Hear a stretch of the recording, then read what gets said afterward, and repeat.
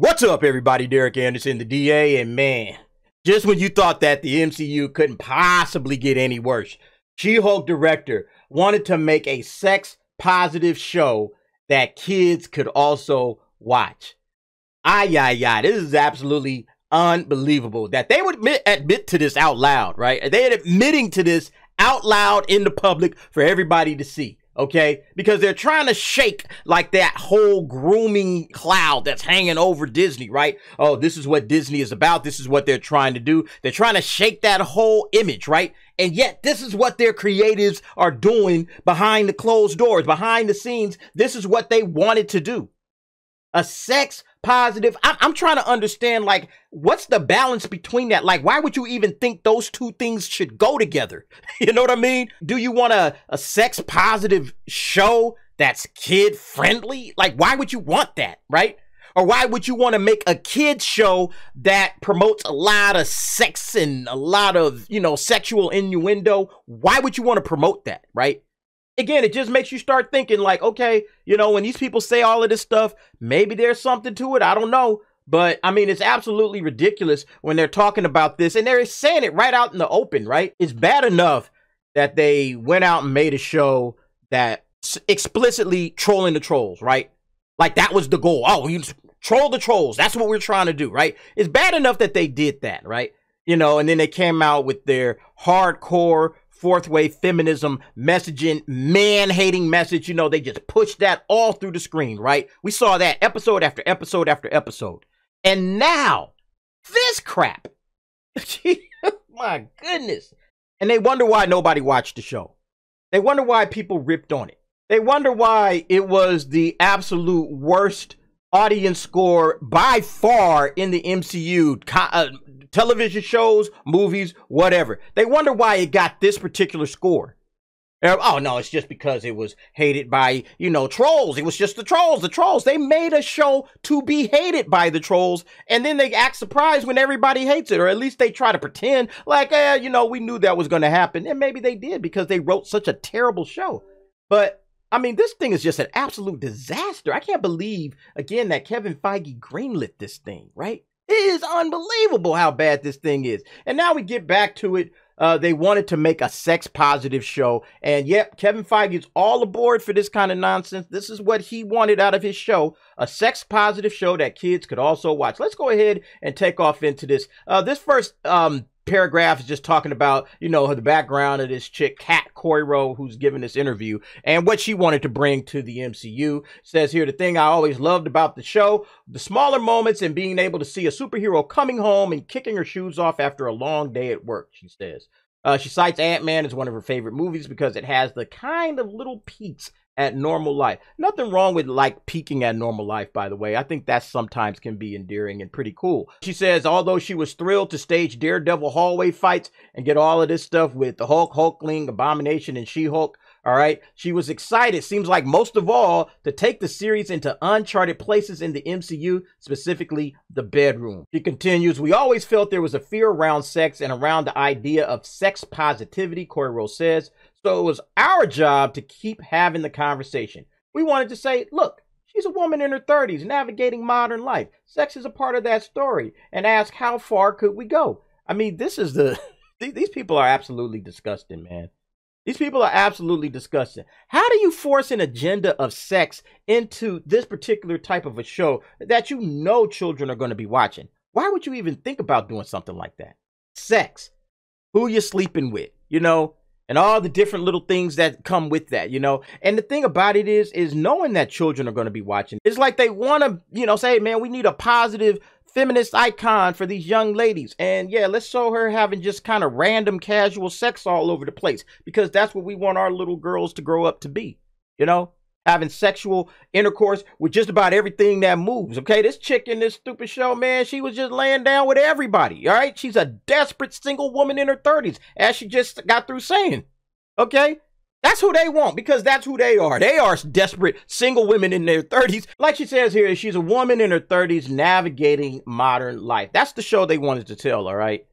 This was never a superhero show at all. It was a show about a woman in her 30s. Just happened to have superpowers. This is how you know that these cats can't write in this genre. They were never meant, they should never have been given this project, okay? They can't write lawyer stories. They've already admitted to that, okay? Then they can't even tell a simple superhero story. They had to tell a story about what they knew, which is a woman in her 30s navigating life. Thank God that Marvel actually had real writers with real imaginations and some talent, right? 10 plus years ago that could actually set this whole thing up. Otherwise, there's no way in the world that this chick would have this job writing this particular show.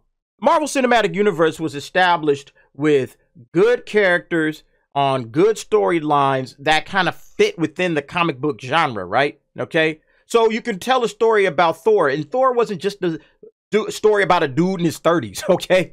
Thor was a story about a son not living up to the aspirations of his father, to the aspirations of his title, okay? And it, you know, turned around into a redemption story, okay?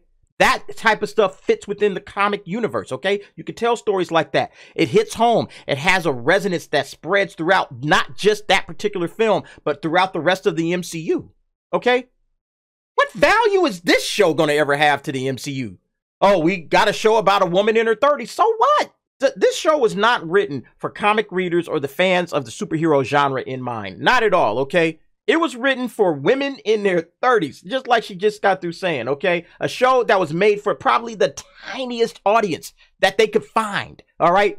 That's not a big audience for the Marvel Cinematic Universe or for comics in general. Women in their 30s, that's crazy. To just base an entire story around that, absolutely nuts. Yeah, that's just unbelievable. The actress was kind of running the show when it came to the hypersexualization of She-Hulk. You know, and it's kind of funny because you'll hear women say that they over-sexualize women, right? They over-sexualize women in all of these shows, and then they come out and do it. And it's perfectly fine, of course, if a woman over-sexualizes herself. Let a male director and male writers over-sexualize a woman, and they'll start screaming patriarchy and everything else up under the sun, but then they love it. They do it themselves, okay? Behind closed doors, this is what they're doing. She-Hulk is easily one of the horniest shows currently streaming on Disney Plus. One of? Okay, so there's other horniest shows? Jeez. I mean, what's going on with Disney, man? They're just throwing sex all over the screen now. And for that, one of the most refreshing. But Coiro says that her goal is still to deliver a show that could play to the broader youth-skewing Marvel audience. The director says She-Hulk is the first she's ever worked on where she was receiving voicemail from 9-year-olds begging to hear what happened next. You see what I'm saying? Okay, they got 9-year-olds, and this is what they're trying to promote to 9-year-olds. Sex, sex, sex. They want your 9-year-olds thinking about the constant visions of sex. She-Hulk having sex with this dude. She-Hulk sleeping with that guy. She-Hulk talking about sex after she has sex. That's what they wanted. That's what they got. And her parents and friends who normally didn't watch Marvel movies were hooked on She-Hulk. There was a greater responsibility and challenge to make She-Hulk be everything for everyone without losing its commentary. We wanted to make it realistic and about a woman navigating sex, but also make it something that everyone can enjoy, including children, because there is an element of the show that is really fun for young people. I mean, let's just call it what it is, y'all. Let's just call this what it is. It's grooming, okay? They want little kids as young as the age of, how old is this little girl? 9. She's getting voicemails from 9-year-olds, okay? They want them thinking about sex. They want them having conversations with their friends about sex, okay? They want to push this sexual, hyper-sexualization of characters that they're going to grow up with. So guess what they're going to be thinking about when they get into their formative years? Oh, yeah, sex, sex, sex. Unbelievable, man. It says here, the writers, Jessica Gal, Coiro, and all of these guys, they smashed their way through Jennifer's debut. So is there room for her to return somewhere else in the Marvel Cinematic Universe? I mean, yeah, they'll use the character again, but I just think it's absolutely amazing that there's this over-sexualization of children's programming or programming that children would be interested in. And it's almost like Disney just put it on their mission statement at this point. You know, we want to put as much sex into our programming as humanly possible. And then, oh no, there's no agenda in our shows. No. There's no agenda. There's nothing that we're really trying to do. Yeah, anytime somebody says that Disney has no agenda in their particular shows, show them this article and see what they have to say about that, okay? Because this is nothing but agenda, just dripping with the type of agenda that should scare parents. And I said this before on one of my previous videos where we were talking about Disney, me and T. It's up to parents to supervise their children, okay? You guys got to know what's on television and why people are writing this type of stuff. You got to know and understand what they're putting in front of your children. You got to understand that, okay? I have a very eclectic resume because it's really about connecting to a character and never about genre. It was never about the comic book genre, okay? I mean, she's straight up telling you right off the bat. And that's reason number 55 why this show was trash, okay? She-Hulk was never about the comics. It was never about comic lore. It was never about the superhero genre, okay? It was about taking this particular character and just having fun doing whatever the hell she wanted to do with her. It wasn't about staying true to anything that was in She-Hulk. Yeah, everybody says, oh, she broke the fourth wall, as if that's like the only aspect of She-Hulk that we should be paying attention to. It was never about telling a worthy story, worthy of the MCU, worthy of Marvel Comics. It was about this chick, her eclectic style, as she likes to say, or whatever, and what she could do with the character, and how sexy, and how much sex she could put in front of your children. Anyway, folks, what do you think about this situation? Go ahead, drop down in the comments, give me your thoughts and your opinions, and thanks for watching. See you next time.